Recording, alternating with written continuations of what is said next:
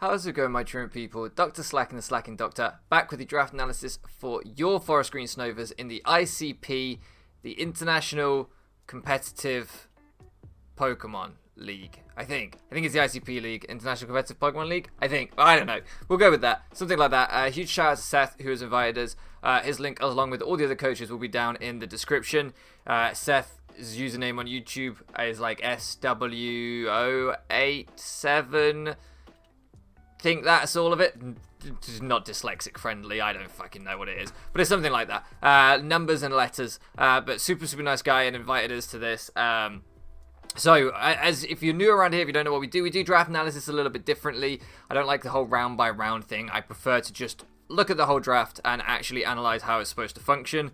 This isn't technically the team that we drafted. I've made 2 trades after week 1. So in week 1, we'll have a Pangoro instead of a Heracross, and we'll have an Aggron instead of a Hippopotas. But I chose to get rid of the Steel type to slightly upgrade the Fighting type. I know. We'll see why when we get into this. It might seem stupid, but I am stupid. So anyway, let's talk about the team. We have a really interesting Dark Fighting Psychic core, which if you guys know me, I pretty much draft my teams around those cores a lot of the times. Offensive cores, I think they're so powerful and they're just something that really fits my playstyle. On this one, we have Necrozma, Hydreigon, and Heracross. The idea being, for example, Heracross with Bug plus Fighting Stab. Really precious fairies on the physical side. Fairies tend to be the main check to Heracross. If your team has a defensive poison, that can do it as well. But for the most part, it tends to be fairies. Swords Dance Earthquake will blow a lot of poison types back. And the same goes for Hydreigon with Dragon plus Dark, right? You want to bring your fairies to be specially defensive, possibly with like a Babiri Berry to try and take like a nasty plot Flash Cannon. So the combination of those two means like if Hydra breaks, then Scarf Hera can clean up. Hera breaks, then Scarf Hydra can clean up, or DD Hydra, or whatever. But they just basically really pressure the exact 1 mon on my most opponents' drafts. If somebody's got 3 fairy types, then fuck, fair play to them. But those two just have this really good synergy together. Then you throw Necrozma into the mix too, and maybe those dark types that might want to come in on Scarf Dark Pulses from Hydra. Well, now Necrozma's pressuring them as well, and also Heracross is flat out beating them for Necrozma. So the 3 of them just fit together with this really nice synergy. We have Rocks on Necrozma and Spikes as well on Heracross, so really nice hazard synergy as well. Good speed tier synergy too, with them kind of being middle speed up to Hydra. None of them being super fast, but 2 of them being good Scarfers, and 1 of them in Necrozma having set up an Autotomize or Rock Polish. So yeah, I think together they form this really nice core. Pangoro was doing that job just as well, to be fair, but it didn't get hazards up. It wasn't quite as fast as Heracross. It just isn't quite as good as Heracross. That's why it was a lot cheaper. But I think Heracross is worth it on an offensive draft like this to pay the points. So really cool core to start the team off with.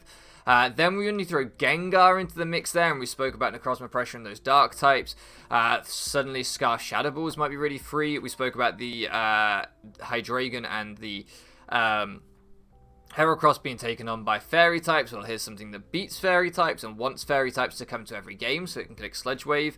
It also wants things that can beat steel types, and again, Heracross can do that for it. And between it and Necrozma, steel types, if they're trying to come in on Sludge Waves and then they catch a Specs Shadow Ball instead, if they want to come in on Necrozma Photon Geyser and they end up catching Earth Powers and Heat Waves instead, you can see how the 4 of them really start to kind of link together and break for each other. But it goes on beyond that. So also Gengar might want to lock into Sludge Waves if you're choice locked. You don't want to deal with poison types. Heracross doesn't tend to love poison types. Well, Necrozma beats them, but actually resisting them and beat them is Mamoswine, another offensive powerhouse. So again, like this offensive core is just slotting together really well. It's a nice electric immunity for the team as well. Nice stealth rocker for the team. Our hazard game's a little weak, but it's not too bad. It could be worse, and I'm never one who gets too worked up about that. And we have Spikes, and Spikes are better this gen than Rocks anyway, so it's fine. Good knockoff user, especially into, like, for example, kind of flying types that maybe have a typing that mean they can take on the ice type, or if they're predicting you to be locked in. Onto levitating mons, we can knock them off. Really, it's the bulky waters though that Mamoswine brings in and knocks off, and getting rid of their passive recovery is really nice in general for things like Hydra and stuff that might want to fire off Specs Flash Cannons predicting fairy types. It's also pretty nice just for things like Heracross that maybe doesn't love bulky waters, and then we partner that with Rotom Wash and Moltres, and what you have is something that brings in bulky waters in Mamoswine, maybe gets up rocks, maybe gets up Chip with Earthquake, maybe gets a knockoff. Then you go out into your great Scald switch in Rotom Wash. You can click Volt Switch on an incoming grass type, for example, which tends to be what Rotom Wash brings in, and you Volt Switch straight back out either into your Mamoswine, into your Heracross, into your Gengar on that grass type, or you go out into Moltres. And again, those bulky waters that want to come Fizz Death for Mamoswine, they've got to deal with a Moltres now that can potentially be specially offensive. Really good grass resist for the Mamoswine and the Rotom Wash as well. So you can see, again, we kind of have this 1/4 offensive core with like Gengar, Necrozma, Hydreigon, Heracross, and then we kind of have this 3 kind of momentum and breaking core as well with Mamoswine, Rotom, and Moltres, because whilst all 3 of them give good like immunities or resistances, for example, double ground immunity, electric immunity, grass resist, etc., etc., they also aren't defensive mons, right? They're balanced mons. They're offensive if you bring in the case of Mamoswine, very offensive, but the other 2 with Nasty Plot, Rotom, with the things that Moltres can do, especially with Scorching Sands buff, they really can be offensive as well, and a good momentum core too to get in some of our breakers, and with Hydra in there as well, another good momentum mon. So I really feel like this team was just built around this kind of offensive synergy. You might look at it and go, well, defensively, you have 1 ice resist and it's Rotom, you have 1 flying resist and it's Rotom, you know, you have 1 rock resist and it's Hippopotas. Yes, I understand if you look at it that way, it doesn't have much of a defensive spine, but it's not a defensive team. It's not even really a balanced team. It's an offense team with a lot of momentum and a lot of options. So I think it works pretty well. Now talking about the Whimsicott and Hippopotas. Whimsicott, best Pokemon in Draft League format. Just is. It's not a meme. It might be a meme. It could be a meme, but we'll pretend it's not a meme. Great dragon immunity for Hydreigon, which doesn't want, you know, Scarf revenge killing dragon types, or very strong dragon types revenge killing it. So really, really nice dragon immunity for Hydreigon.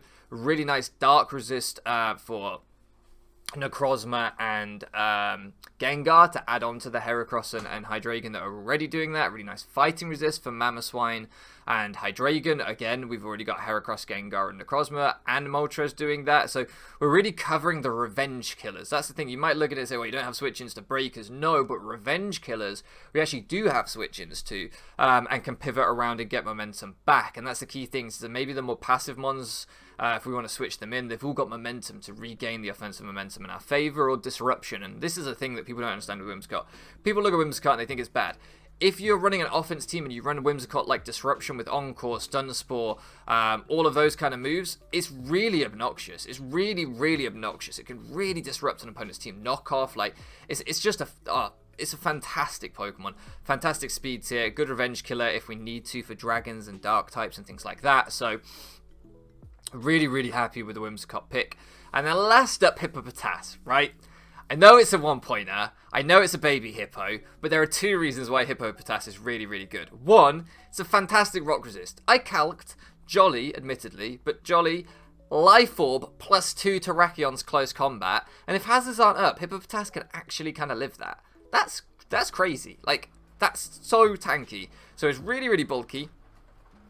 Secondly, the first thing there is that it's a good rock resist. Why am I talking about Terrakion calcs? It's a good rock resist. So things like Terrakion, Tyranitar, Neoligo, they will have coverage for it. They will be able to break through it. But some of the best rock types in the format, Hippopotas means they don't just 6-0s on lead preview by clicking Specs, Power Gem, or Banded Stone Edge, which is the point. It just forces a little bit of different prep. Secondly, the other reason that it's really, really good is if you look at the Generation 4 sprites, back when Pokemon did 2D sprites. Some of you are probably too young to remember 2D sprites.